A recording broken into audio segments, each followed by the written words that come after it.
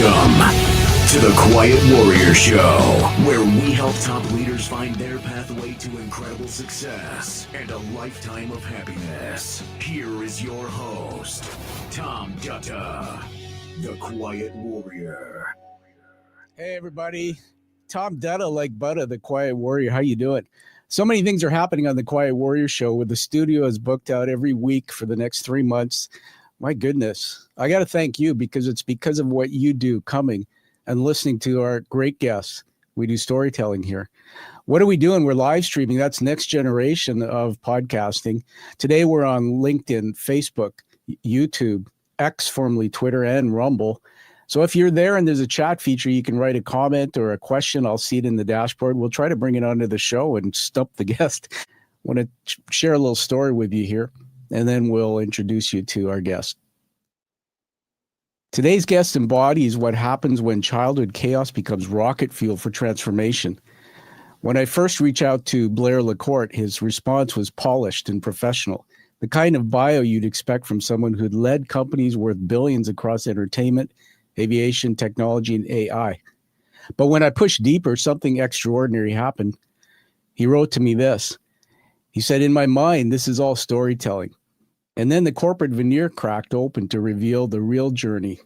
Picture a young boy shuttling between two divorced entrepreneurial parents in adjacent towns, but worlds apart economically. One household with a small airline business in an old Victorian with manicured flowers, looking wealthy on the outside. The other, a father running a recruiting firm in a tough neighborhood, saving every penny for his son's college education. Both homes ran on that terrifying eat what you kill business model. Both homes experienced the volatility that came when business becomes personal. Both taught him to navigate family events where there wasn't some crisis or need for facilitation. This child, who never wanted to be an entrepreneur, would go on to oversee a $1.5 billion IPO, train as a Virgin Galactic astronaut, and become vice chairman of the world's leading longevity research organization. But here's what makes his story worth the Quiet Warrior Show appearance. At the height of his success, his marriage collapsed, echoing the very pattern he had spent his life trying to escape.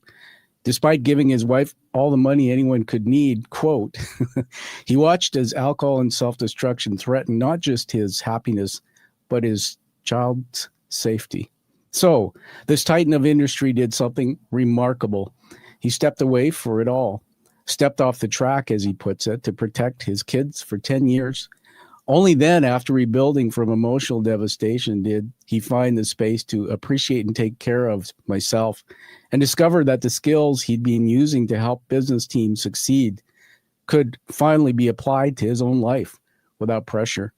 Today, Blair LaCorte mentors over 40 global CEOs, invests in transformative companies, and approaches the last third of life with a mission to help others grow and achieve peace, happiness, faster than he did. And as he wrote to me, it's not a zero-sum game. So prepare for a conversation that moves from boardrooms to broken hearts, from childhood wounds to cosmic perspectives, from business strategy to the ultimate question. What happens when we finally release the white-knuckle grip on survival and live for something greater? Ladies and gentlemen, welcome, Blair LaCorte. Hey, thanks for having me. And wow, you took my breath away there. You know, it's when you say it out loud, it sounds very dramatic. But I appreciate.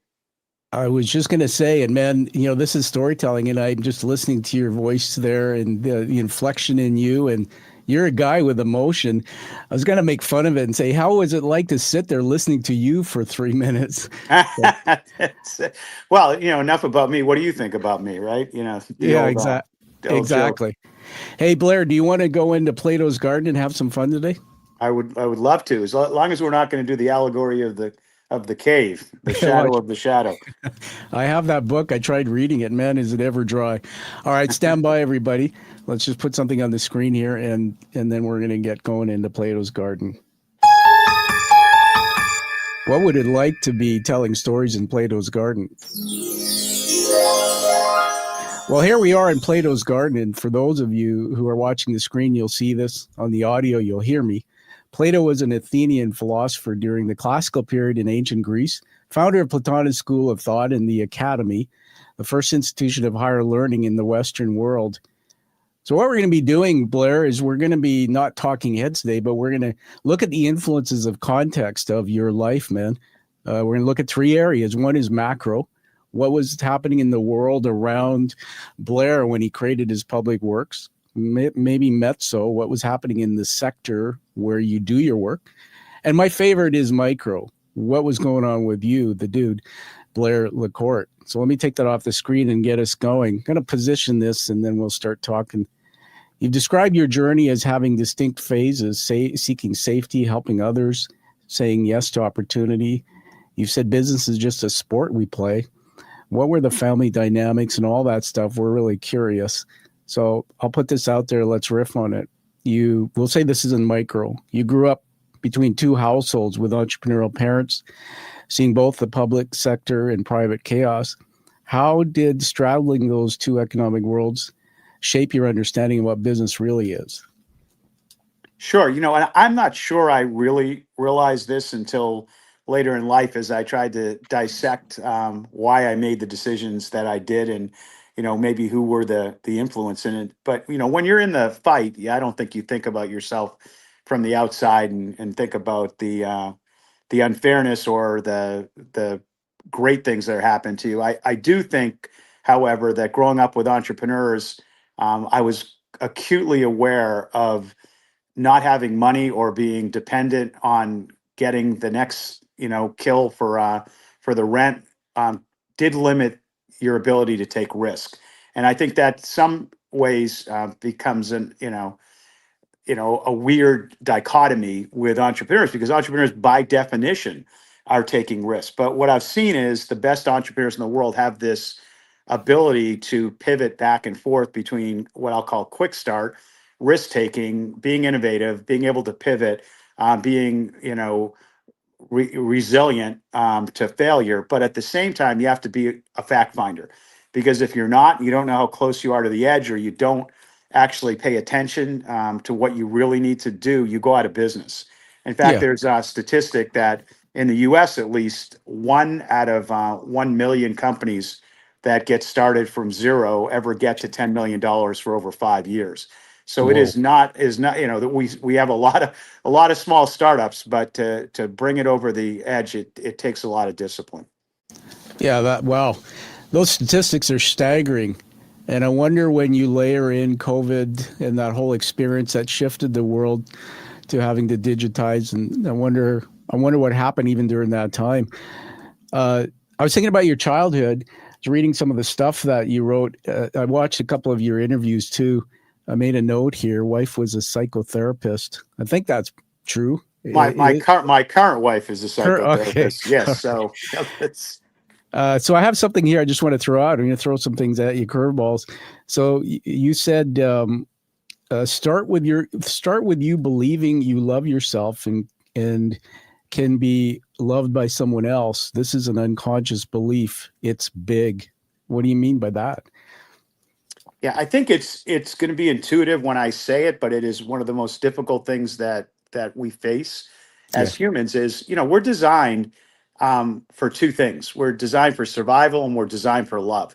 So when you look at the way your brain processes information, we process information every 7 seconds. We basically take in 11 to 17 million bits of information every second, and we process about 100 to 150 bits of that, right? So in essence, our brain is taking down the amount of information we come in, either for survival or for confirmation bias, or to rerun patterns that we think are successful.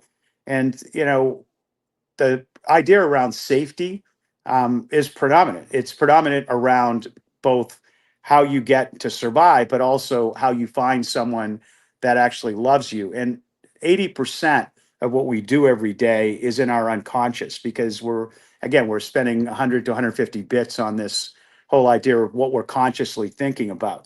And so what I was surprised when I really got into it, I partnered up with Jim Doty, who wrote Into the Magic Shop, and he was partners with the Dalai Lama. runs the Compassion Center in Stanford. And so he was a neurosurgeon before he became a philosopher. And we spent a lot of time thinking about what makes us feel safe. And the reality is that a lot of people can actually find people that they think love them. And they can also unconsciously say to themselves, well, I think that they will help me. And I've seen, evidence of that. The problem is if you really haven't learned how to love yourself or deal with your subconscious traumas, then subconsciously you still don't believe it. And so the real winner in life is someone who can accept compassion. But in order to accept compassion, you have to believe that you deserve it. And because we can't see it, a lot of times we ignore that, dealing with our subconscious insecurities really becomes the key to us unlocking our relationships with others. Yeah, that's so deep. You sent me on a journey in my mind, man. So I'm just going to throw some things back that you evoked in me. This word safety is a big deal for me. And those who know my story, so I come from I hope I don't like the word broken, but my father was a military commanding officer in the British Army and then Canadian Forces when we came here. So I was born on a military base. My parents are from Fiji. My dad passed away in 2018. I miss him a lot. Yeah, sorry but he for your loss. Yeah. Thanks, man. But he became addicted quickly to alcohol and became chronically, and he was violent. And so our home got torn apart. And about age 12, he left. And everything that you can think of that comes with a raging alcoholic, physical, mental, I experienced that as a kid. It wasn't until later when I went into leadership and I became a CEO quite early in my career that I started having difficulty in relationships. And one of the things I struggle with, Blair, and is that I couldn't see the room the way it was. So if a guy like you is in the room talking to me and you raise your voice, my sympathetic nervous system kicked in and I started overstressing, and then my behavior changed. Well, I had some tough feedback once from a coach and I had to change it, and I did. I did a lot of self-work. But today, especially after a concussion I had, I realized that the way my brain was shaped, and I studied neuroscience on this, and I'll give it back to you in a minute to give you a perspective. The way my brain was developed was different than other people. So I live a life where I think I call it the smoke detector, but my sympathetic nervous system is always on. And I have to do a lot of things to switch that off, hack the brain, etc. So let me just throw one more thing out, and then you can comment. So I call this the broken pattern. So after building success, you faced a personal crisis that echoed your childhood. How did that moment of devastation become a pivot point for your authentic transformation yourself? Sure. And like, I want to definitely pick up on this. And what I'm going to say may sound narcissistic because I have a certainty in this. What we're just about to talk about is the most important thing you will hear today. Okay. What we're going to talk about will change your life for the better or for the worse. And I truly believe that. And because what we're about to talk about is our coming to grips with who we are. And we don't in business and we don't in our personal life often do this because there's too much risk. So I'm going to talk about like a basic, if you're a psychologist, you know this, it's what you learn in your first year. It's called the Johari window, right? And the Johari window is around self-awareness. Right. And it's a basic building block. It's kind of like accounting in business, right? It's how you actually frame things so that you can start to work on them. And the Jory window talks on the top left. If you look it up, there's many, many articles on it. Top left is what you actually present to the world, what you present to the world, your public image, what you know about yourself that you actually present out there to the world. Now, hopefully, most of it is authentic. Now, why is the Johari window so well defined? Because we're tribal beings, and our parasympathetic nervous system, as you just talked about, needs to know that we have a connection so that we feel safe, so that we can actually bond and we can recover. So there is the public image. Now, when you actually expand the Johari window, it's how you actually grow as a human being. If you push down and you say to the bottom left-hand box, you say, what haven't I told you that I'm going to tell you about myself so I feel like there's a continuity so that you can understand me? And that's called vulnerability. Yeah. Okay. Now, we can't be vulnerable about everything with everybody because they can't actually take that in. So we have to decide, if you look at the old classic study Dunbar's number, which is you can connect to about 150 people emotionally at any given time in your life. Now, I don't think that that's linear. I actually think it's geometric if you work on it. And as you said, you reframe about how you do it. But that's vulnerability. So how can you know that they love you if they don't know you? And that's why earlier on we said, look, maybe I believe you're empathetic to me. Maybe I believe you're compassionate to me, but you don't know me. And that's what your subconscious is saying over and over again. Now, there's another vector when you go to the top right-hand box, which means that someone will come to you and they'll be vulnerable and they'll tell you something about yourself that you didn't think about or you didn't believe. And that's your blind spot. Yeah.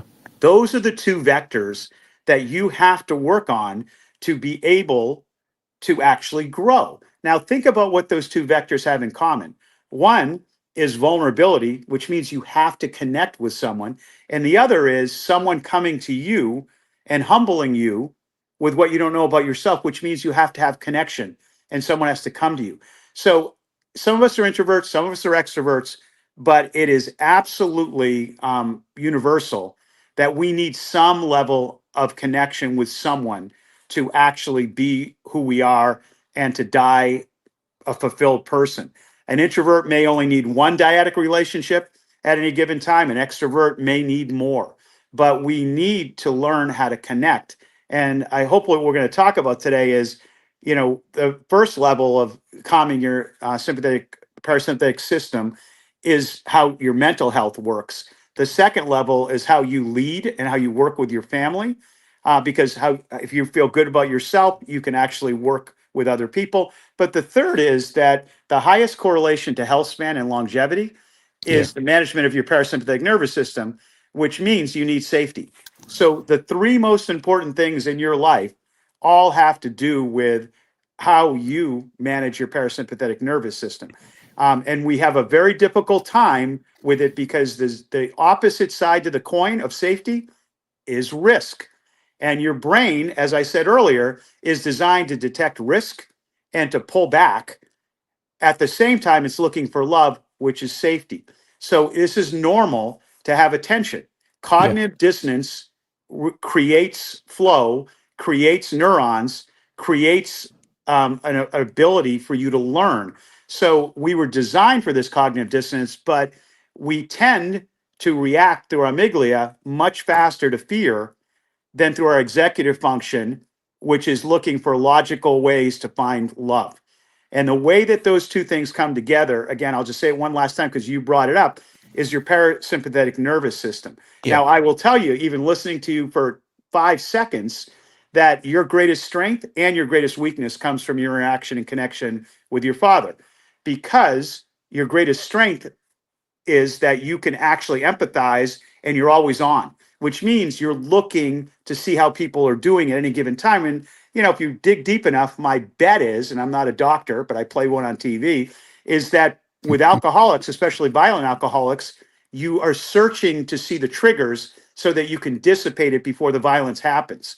So Yeah. you're always sensing everyone in the room to find out what's happening so you can control it, because your way to safety is to focus on mitigating that violent outburst. Now, Yeah. your biggest strength is also that you've been able to see things and do things and connect with people in a way that others thought, wow, that's amazing. So it's hard to say, the way your brain works is obviously, there's nature and there's nurture.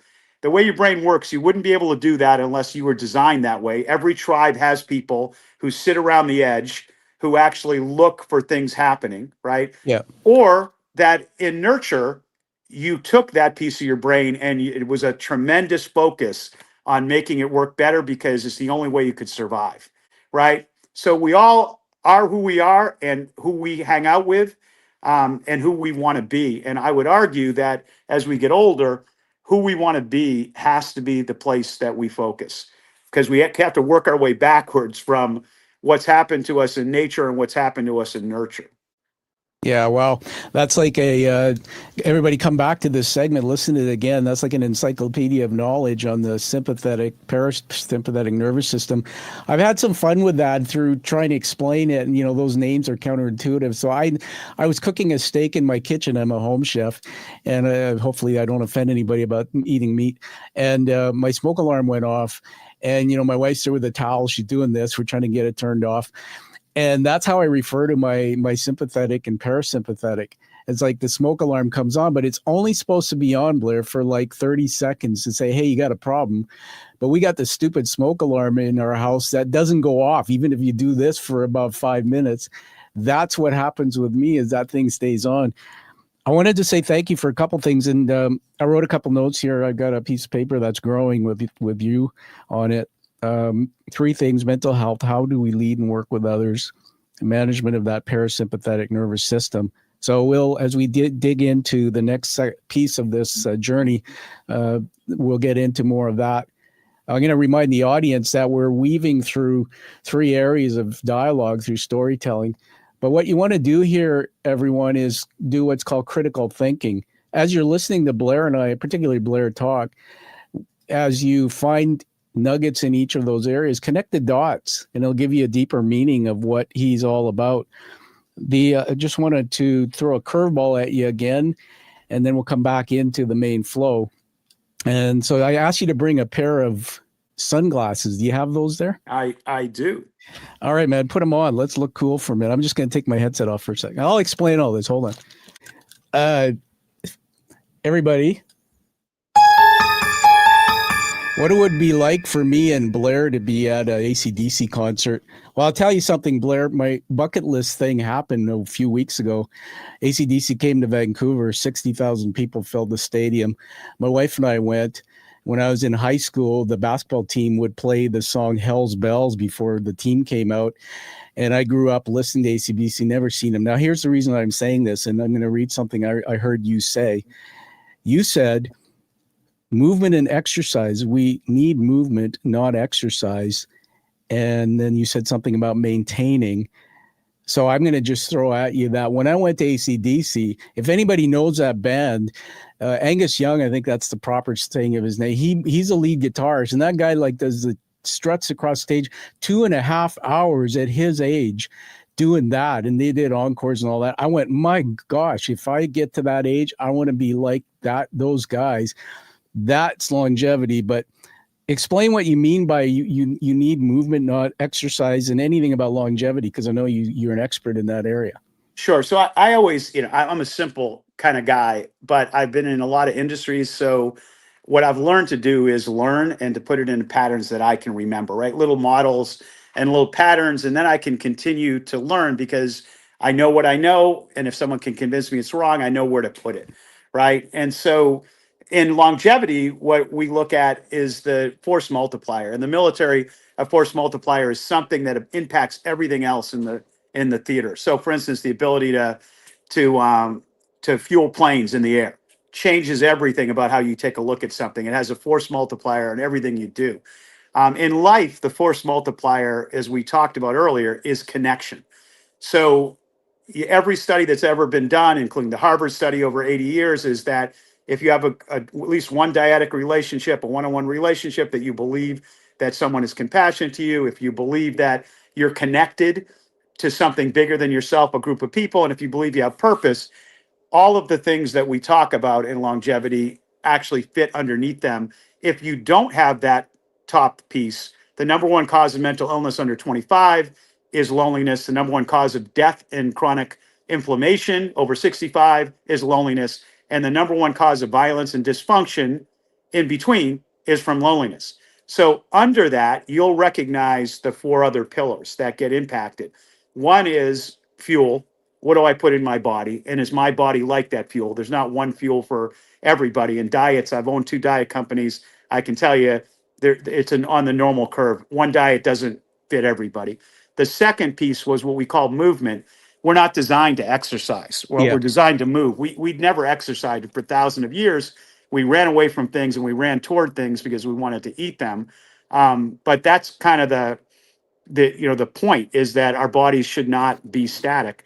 The third is the whole idea of maintenance, which has to do with sleep and touch.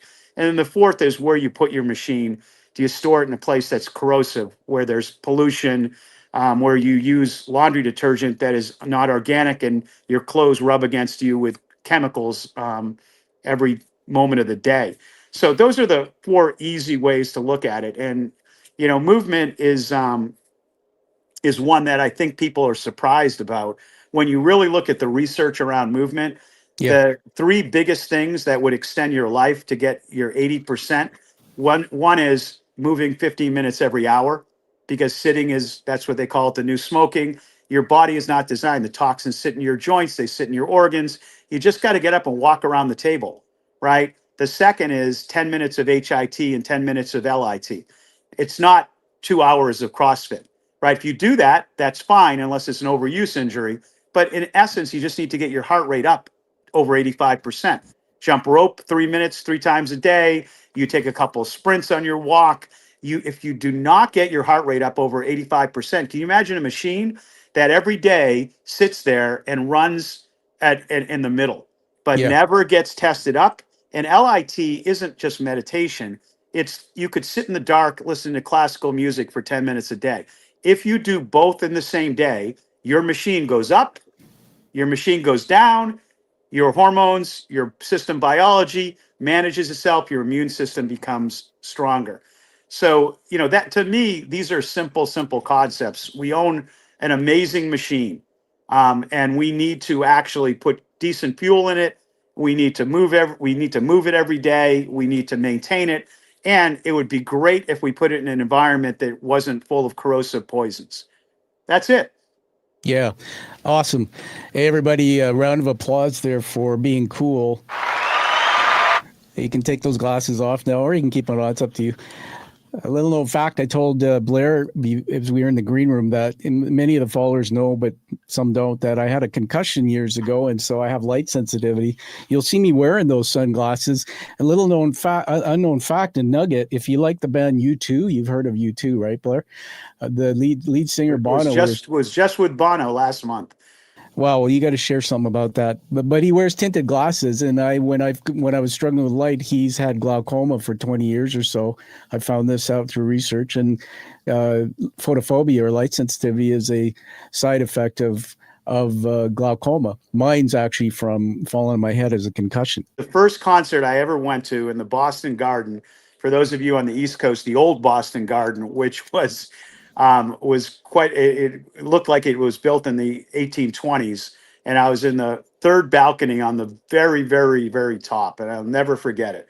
But the reason I'm never going to forget it is because when you take a look at the way music works, there's three things that throughout geography, time, and culture have been extremely consistent around humans that light up both sides of our brain, which means that we will remember it, or we will learn from it, or it will impact the growth of our brain. One is music or singing. Okay. Yeah. And that's why Pandora was able to, in the early days, look at songs that impacted your brain and give you songs that would impact your brain. The second is dancing. And the third is storytelling. Okay. Yeah. So it's very interesting that those things have persisted and had such a big impact in relationship and innovation, but there's a physiological reason for that, because your brain likes it. Yeah, I love that, and grew up watching movies like Star Wars. Let me see another one that I can tell you exactly what happened. It was like The Birds, Hitchcock. And in studying Hero's Journey narrative by Joseph Campbell's work and others, this story thing is huge for me. And I've learned that I communicate, and that's how I tend to live. I love story. I love your stories. I want to just riff on some things that came into my mind as you were talking about movement. I think I read somewhere that when you eat your dinner, the science behind genetics and things. Like the hunter-gatherers were having to go and hunt and move all the time, right?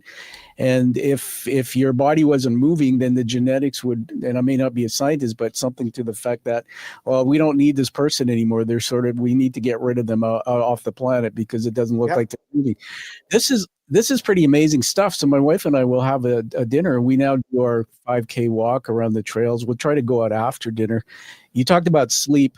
I learned that through neuroplasticity when I went to the brain clinic about the power of sleep. So maybe you can talk about it. But one of my favorite books is called Why We Sleep.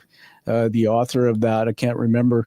But the thing that floored me in that book was right up front that in deep rest and sleep, I think it's the REM sleep stage. That's where the brain does a lot of its healing and the neuroplasticity. Yeah, that's work. right. And when I was in the brain clinic, I just want to share this with you as a friend that I would go into the brain clinic and do drills to fix my physical problems. And then they would tell me to do 2 meditations a day and track my sleep. And so all of this taught me the power of sleep. And yet most executives that I work with, as one myself, would do dumb things like sleep deprecate themselves. So in that book, I'll finish with this, Blair. In that book, it says that we are the only species that intentionally deprecates our sleep. We make those choices. It's crazy. All right, I'm going to throw a question back out here in Plato's Garden. I'm getting into mezzo, which is a sector. So you've moved between industries that rarely interact, in my opinion: aviation, entertainment, technology, AI. And what blind spots do you see in leaders who stay in one lane their entire career? And then you talked about, how do you work and lead with others? Any nuggets on that? Sure. And it's funny when you put the sunglasses on, I was thinking, well, maybe you're going to talk about Tom Cruise, because when I was at TPG, we bought Creative Artists and we also bought MGM. And as you remember, Tom got fired by Redfield, and we actually hired him. We started up TriStar. We brought him back in, and unfortunately for us, his first 3 movies were Lions to Lamb, Valkyrie, and some other one that I can't even remember. So we didn't get to Mission Impossible, fast enough before we bankrupted MGM. And when you were in the ACDC hat, when I was running PRG, Yeah. I did ACDC was someone we did their concerts, and my head music guy, who was actually was a road manager for ACDC, and he used to he'd tell me stories about them. And one of the most interesting was, they were very active on stage, but they never went out. They'd go home and play board games. Really? Because they were the brothers were very introverted, and that's what they did. They got out of a concert. They didn't go out drinking like you would think. They went home to the hotel and played board games. Again, you can look at the public image, that whole, public image of who people are. That doesn't tell you who they are. Yeah. Right? Yeah, for sure. What's the Bono thing? You said you were just with Bono. Luck, just luck is that Edge had his boat down in BVI, and it was my birthday. And one of my good friends had, I was there with him, Richard Branson. And so they came over for my birthday. So we had lunch. That's very cool. Man, I mean, you mentioned things like PRG. The audience may not know what that is, but you talk about the company. There's so much to you. I encourage everybody to go to your website and find out everything that you've done. It's fascinating. I call this next piece of the team translator. So I read somewhere that your colleagues describe you as someone who can extract key points and make everyone feel relevant. So how do you build trust, Blair? How do you build that, and also with teams during these transformative periods where fear typically dominates, and how do leaders? Yeah, look, I think it's a great question. Hopefully users will, because it goes back to your piece of how can you go from industry to industry and what do you get out of that? Look, every industry has 2 things that are common. They have people and they have patterns, right? And you can translate those across industries. You go from tunnel vision, which is doing the same thing and knowing how to do it, knowing all the people, and your neurons are, we're designed to go from complexity to simplicity, the ability to do it faster and faster and faster. And when you're in one industry, you become an expert. But when change happens and volatility happens, it's difficult because you find the innovator's dilemma. You see the risk in changing. because what has worked in the past, if you change it up, you may destroy the whole company. The ability to move from industry to industry makes you more comfortable that volatility and change happen, and that those are the moments of innovation. Innovation doesn't happen when an industry is on a steady state doing well, because the major players make sure it doesn't happen because they're making money. It's not a conspiracy theory. I mean, why would you want volatility? Bill Gates once said to me early in my career, he said, look, when Microsoft was trying to work its way up, we were the guerrilla force. But he said, I asked him, why are we doing this standard committee, dude? You're an innovator. You're a radical. He goes, once you're in power, you put a lot of standards committees in place because you want to make it tougher for the other people to do the same thing you just did. Right. Wow. So this is what we do as humans. We go from complexity to simplicity, and we look at the patterns of business, and we have to find a way when volatility is happening to take advantage of it. One of the things I found early on with investing is that the best time to invest is when an industry is, at its worst, right? Because you're putting money in at the bottom and there's going to be change. So you ride the cycle up, but you also have a chance to take over the lead position in the cycle. So, my big thing in life has been, and again, it sounds like I know what I'm talking about, or at least I'm pretending I know what I talk about. But I'm learning every day. At 63, I sometimes think to myself, I can't believe how much I still need to learn. But I realize that if I look at my career, and everyone has their own story, I've really focused on fixing companies that were broken, restructuring them, and then growth companies. But if you look at those, you think those are on the opposite end of the spectrum. These companies are really in trouble, and these companies are doing really well, and they're growing, right? The reality is that's not true. They're exactly the same company. When you go into a restructuring, you need to go back in the history and figure out why this has happened, and talk to everybody. You also need to figure out how to get rid of 60% of the people on your exec team, which is the statistic. You will get rid of them in the first 2 years because you need to change it up, right? Yeah. When you look at a growth company, you need to go back and figure out who they are, and then you'll get rid of 60% of the people, because the only reason you're there is because they can't figure out how to double again, right? Yeah. You're trying to figure out how to manage that growth. And if the people that were there were doing it, they'd be in a steady state growth, and they wouldn't need someone to come in and do the change. So for me, I'm addicted to the change. And I think the reason is not that I'm the smartest in the world, but that I have a skill. Now, maybe that comes from having a violently, driven alcoholic stepfather. Maybe it is because I had 8 brothers and sisters. Maybe it's because I transitioned every week from different households. I feel very comfortable looking at volatility and change and trying to find the pattern that can calm me down enough to help people. Right. I think And that's so fabulous. I integrate information. Yeah. I don't invent things. People call me a serial entrepreneur. That's not true. I've never started anything. Right. I'm Yeah. not a serial entrepreneur. I've worked with a lot of serial entrepreneurs. But the ugly fact about serial entrepreneurs, less than 10% of them ever have double hits. We like to say, oh, he's really smart, and he made this into a big company. They go to the next company and try to apply the same things that made them win in the company before, and they fail. 90% of entrepreneurs fail after they win, and they fail multiple times, and 50% of them lose everything.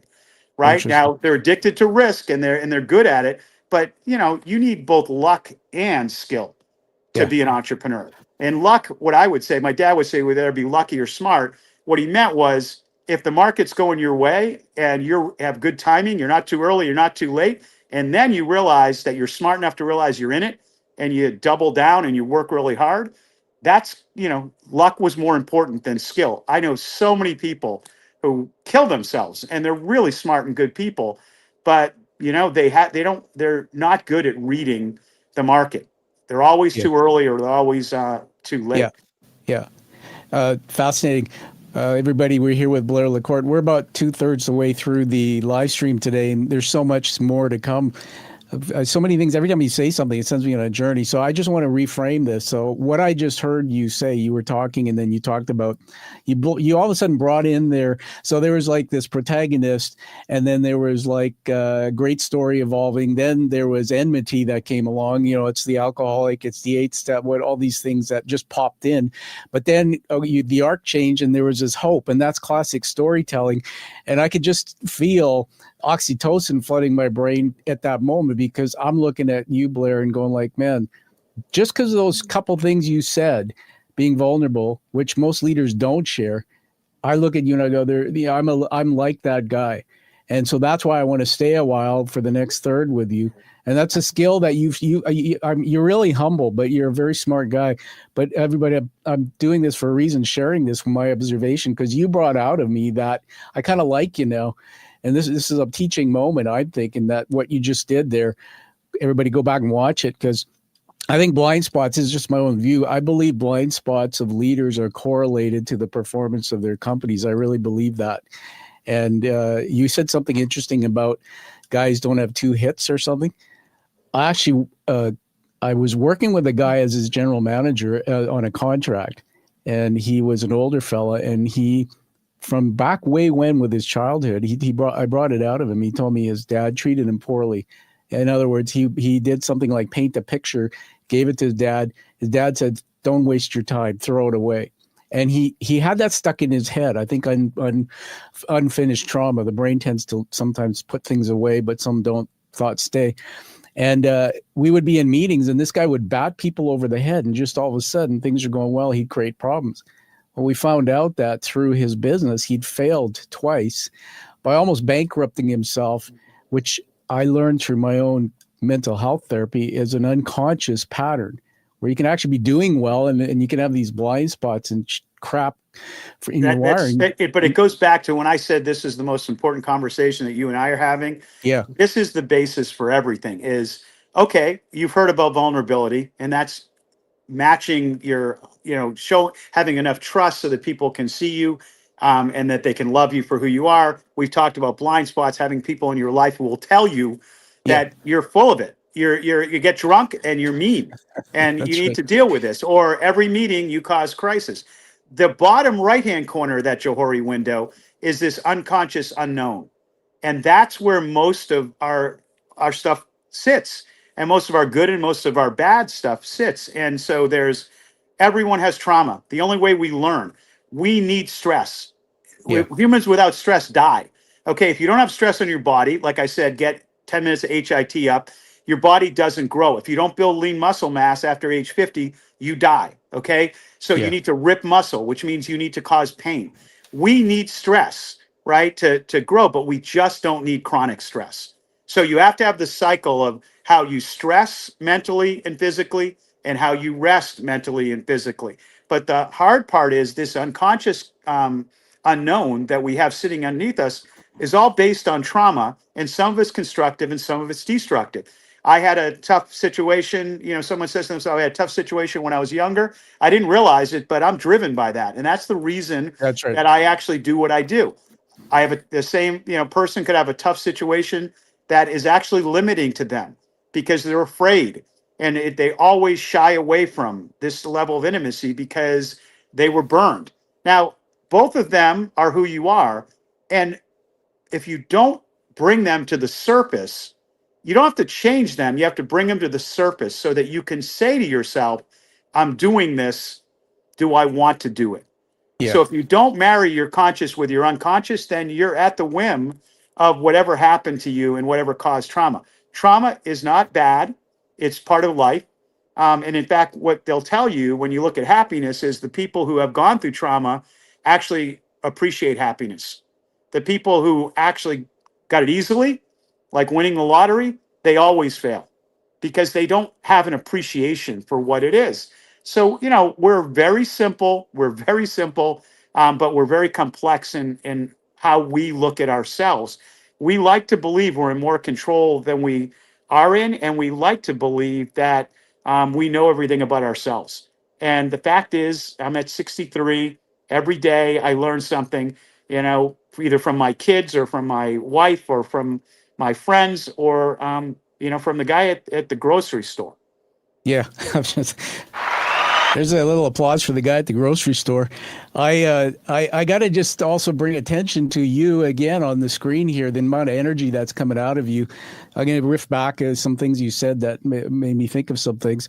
This thing about HIT and movement, just because of you, I did this. And I want to ask the audience, listen, when you watch podcasts, everyone, what do you do with it? Do you just watch it and go on to the next one? Or do you intentionally take something that you learned and go apply it? So I listened to one of your podcasts you did before, and this HIT thing and movement came up. I have an inlet of body of water with trails where I do my trail walks. So I do a lot of movement, 5K a day. And in the middle is a field where the kids play soccer. So now I've implemented that where I cut off the trail to the field, and I do for 10 minutes sprints back and forth, then back on the trail walking, just because of what you taught me about HIT. That's very important. I love that a lot. I also want to just share with you that something about mental health. I think anybody who's ever gone into therapy will understand a lot of what we're talking about here. It drives me crazy how in the corporate sector, particularly at the top, and I'm not plugging it, but I did a TED Talk called How Leaders Can Lift the Stigma of Mental Health. All my career, Blair, working at that level, very few leaders create a culture of mental and physical wellness. They don't talk about their mental health. They don't know how to hold a room and say, hey, Blair, let's stop this meeting. Are you doing okay? Is everybody feeling okay? Is the stress level up a little bit? They don't create this safe space. So I like a lot of what you're talking about. I think your comments, I call it weaponizing. My toxic childhood turned into something I weaponized, and that's what you're teaching us today. On trauma, I just want to throw out the ACE test. Have you heard of the ACE test? ACE? No. So dig it up because I just did it. Adult childhood experience. It's 10 questions. And I had a neuroscientist tell me before, it's not an easy test to do. And like my therapist just told her, I almost aced it. I got 9 out of 10. The higher the score, the more trauma you've experienced going back into your younger years. Sounds like the winner's curse. But I think that should be on every scorecard of every executive leader. Do the ACE test. Identify if you've had trauma, what is it? And then go and learn what you're teaching us in terms of how you can hack and power the brain. So amazing what you're teaching us. I want to talk about your mastermind model. You co-founded an elite mastermind where members collectively generate, I think I read, hundreds of millions in revenue. And what patterns of success and destruction have you observed through that being with them? And tell us what a mastermind is. I don't think most people know. Sure. And, it's a mastermind, just a tool, and it's a tool for connection and a tool for growth. But I do want to comment on what you said because I think it's very subtle, but I want to put a point on it. In business, we don't expand our Johari window because it's very inconvenient and sometimes it's negative, right? To share too much personally, right? Which is why it's important to have some people at work that you can talk, that you feel safe with, but also people outside of work that you can talk to, because there's always a new group of people coming up. And, you don't want to show weakness. That's what we say. And so in meetings, people don't want to show weakness. And when you say, hey, I'm going to take some time off because I need to spend time with my kids, it's considered a negative. But in reality, you taking care of yourself is the best thing you can do for a company. Yeah. So one of the reasons I probably have the style that I have is because I'm a hard charger and I push really hard. But if I don't signal that it's okay to be human, then people will try to mirror me, right? And if they try to mirror me, that's not good for me either, because they're going to actually be hard charging all the time. If you were a coach of an elite athlete and you basically ran him 24 hours a day and you never gave him rest and you never talked to him about how he's getting along with the other players and you never gave him the space to evaluate why he's doing what he's doing, and for instance, session, why he feels the way he feels when he's doing something physical, that athlete would either burn out or would fail over time. Yet in business, we just assume it's a logical thing that we continue to push as hard as we possibly can, and that it's all about intellectual and it's all about winning. And that's just not true. So I just want to put a point on what you had said is that, stop and think to yourself. You don't have to show weakness and you don't have to be someone you're not. But if you don't signal it's okay to be human, you will end up in a business that isn't human. And those are usually not the businesses, unless you're in trading, that succeed over time. That's brilliant. Holding up a book here, Carl Rogers, Client-Centered Therapy. I don't think I mentioned to you, but I'm in the tail end of doing my doctorate degree with the university in London, and I'm critiquing my public work. I'm doing a lot of reading through transdisciplinary work. And in here, he has a framework. He talks about listen, empathize, accept people with unconditional positive regard, and daring to be yourself. In psychotherapy, when I sit there with my counselor, they don't really say much. And that what they're trying to do is get you to share, right? What I learned from this framework is unless I talk to Blair or you, or I have somebody else, like I have to be with another. And you said it before, that mental health evolves through other people. And so when I'm talking to you, if you're just a talking head about all your accolades and how great you are and your successes, Blair, and I've said this to people who want to come on my show, I don't really care. I want to find something in something you said where my brain goes, he's just like me. There's something he said that triggers something inside me. He's real. And that's what you were telling us, and you do well. And I know but that's also what tribalism is. Yeah. Right. So if you really strip it away, we all want to be connected to someone who sees us, is like us, is safe, and it will make us a better person. And that's how simple it is. When you talk to people, one of my buddies who was Canadian was a University of Toronto, and he used to go and help people during hospice, help people pass away, a palliative care doctor. And after 1,000 people, he came back and he shared some of his research. And then I went out over the years and I've looked at a lot of research on what people talk about, not when they get hit by a bus and don't have time, but when they know they're going to die. And so if you were a business, you'd say, what's my strategy? What's my ultimate strategy? Well, if you're a human, your ultimate strategy is to exit. We're all going to die. Death is undefeated. So wouldn't we look about where we want to be? What's our profit? What does our business look like at the very end?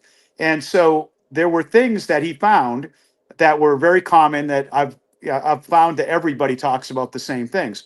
One, obviously, is denial, right? Why me? What could have I done differently? Yeah. Why this happened to me?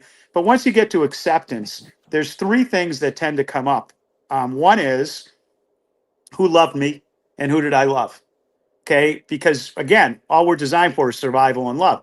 The second was, did I even make a difference? Was anyone going to remember me? Why was I here? What was the point of this whole thing? But it turns out, at least in my mind, the third thing is the most haunting and it has the greatest impact on the first two, right? And that is, did I live an authentic life? An Wow. authentic life means, did I do the things I wanted to do? You heard the cliches. People don't regret the things they did and failed at. They regret the things that they didn't do. Okay, so living an authentic self is getting to know yourself well enough, sharing enough about yourself, and then taking some chances and connecting with other people. Because if you're connecting, you probably found someone to love, and someone probably loved you, and you probably made a difference in this world, and you will be remembered.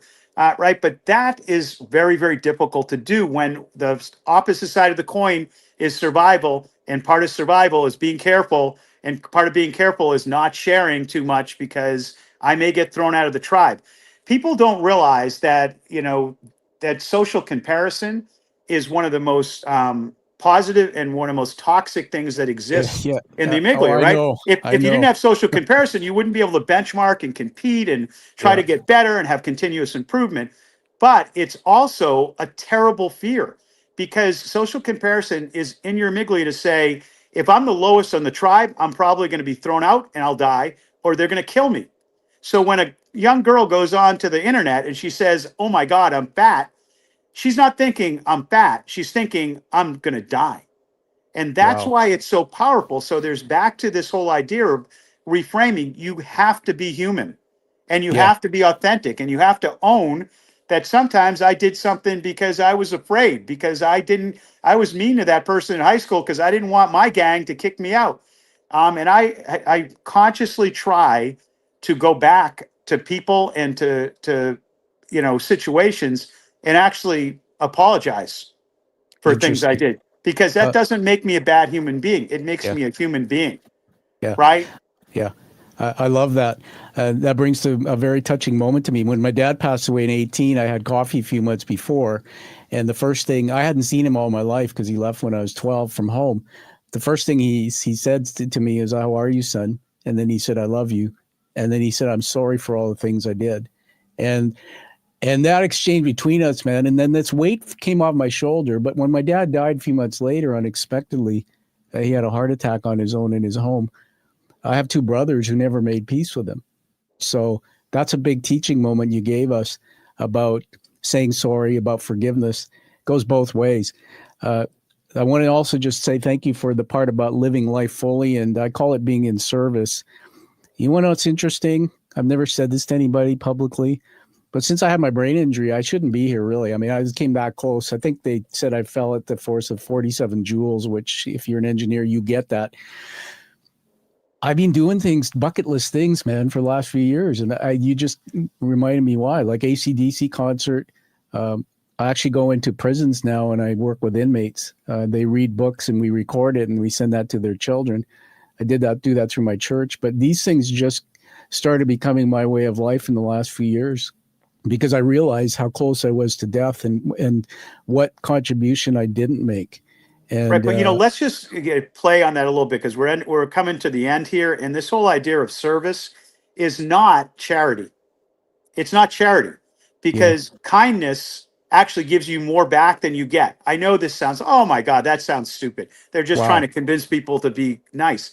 If you look at the brain chemicals that you get when you're kind to someone and they smile, even if they don't say thank you, that kindness actually comes back double in your brain chemicals, right? That's cool. And it makes you feel more connected. So one of the experiments I try to do with my CEOs who are a little bit introverted is I say, listen, walk down the street and I want you to smile at people. Because again, this is about your brain. When you look someone in the eyes, it's an act of aggression in the animal world. So if you're walking down the street and you see someone and you realize you don't know them, you look down. You Yeah. can't stop yourself from looking down. I want you to keep looking at them and I want you to smile or I want you to say hello. And 50% of the people will actually react in a positive way. If Yeah. you do that 10 times a day, you will reprogram your brain that the world is a much safer place. And you'll reprogram their brains that the world is a much safer place. There's an old Mormon commercial where someone holds the door open for someone, and then that someone says hi to someone else, and then that person actually picks up something someone dropped. That is reality. That is the energy of the world. And again, we're not going to stop trying to be safe because it's built into us. But our ability to open ourselves up just a little bit to be kind, like you're doing, that is changing the world. It's not just changing you, it's not just changing them, it's changing their children. And I can tell you that the world is not changed by the leaders of this world, right? It is changed by one person impacting two people, impacting four people. That's the way we get this to be a better world. And, I'm very passionate about it that, if I could have, my dad used to do random acts of kindness every week and we would meet on Fridays when I went to see him and we say, what did we do? Yeah. And it changed my life because no one needed to know except the two of us needed to talk about it, right? Yeah. That's awesome. I think I heard someone say once, it's what you're remembered for what you do in private, not in public. It's these random acts of kindness. Very, very cool. Thanks for sharing that part about what the brain gives back to one. I wrote that down as a nugget. I didn't realize that. So that's amazing. I got one more question for you, and then we'll move to just acknowledging you a couple things here. So everyone, we've gone through the three areas of the story. We're now at, I call this global maybe, and maybe the bigger picture as we end. So let's see what I'm going to, you're training to be an astronaut with Virgin Galactic. I think that's true. And obviously through that, you might seek wisdom, or you might find something that's not here on Earth. This question is called the book unwritten. If you were to write the definitive guide to business transformation based on your unique journey, what would you title it? Or, what would be one truth in that book you want to share? Well, President Clinton had this famous quote, which would say, "It's the economy, stupid." And it is, in the bigger sense, politics is all about how people feel about where they are and where they're going. I would say business is, the reality is it's all about the people, stupid. And I'm not being, Pollyannish and saying, oh my God, we need to hug each other. I'm telling you that, and you said this earlier, business is just a sport. It's just a sport. 50% of the people wake up every day and have zero choices in their life. They live for at subsistence level. Another 30% of the people in this world today actually get up every day and they live paycheck to paycheck and they can't take any risks and they can't make a lot of decisions. They're just living and trying to survive through it. Mhm. And even of the 20% of us that have some capability, I would argue that 90% of that 20% don't take advantage of it, right? Don't have gratitude and say to themselves, you know what? I have the ability to make choices and to have impact. And business is just a sport. I know that Yeah. we get paid to do it just like professional athletes. And I know if we're successful, we get fame. But I've also spent a lot of time with some of the most successful people in the world. And you know what? If they didn't actually take care of themselves and build relationships, they're miserable. Yeah. They're on their private jets with their private islands, hoping their kids will visit them. And when I ask them, they go, well, I need to do this or my kids won't come. Okay. Interesting. So that's not the way you want to end. Yeah. Okay. We don't know when we're going to end, but I'll tell you, if every day you don't look back and say, you know what, today I was really harsh with my team because they needed it, fine.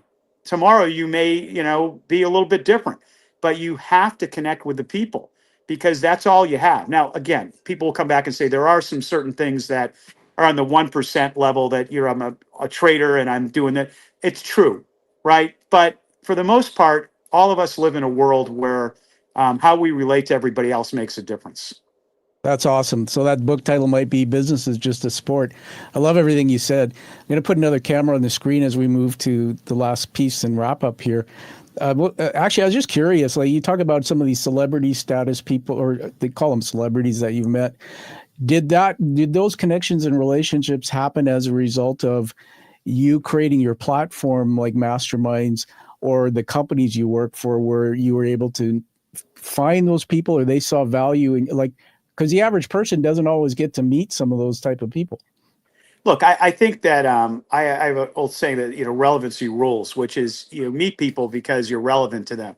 Now, sometimes you meet people because they're in the business, and Bono, needed his concert done, and we designed the concert. And when Spider-Man was struggling, we went and helped him fix it. That's relevancy, right? It's business Yeah, relevancy. I see. But after you're relevant to someone and you actually get to meet them, you have to decide whether there's something more. And then that's where real relationship starts. Relevancy isn't bad.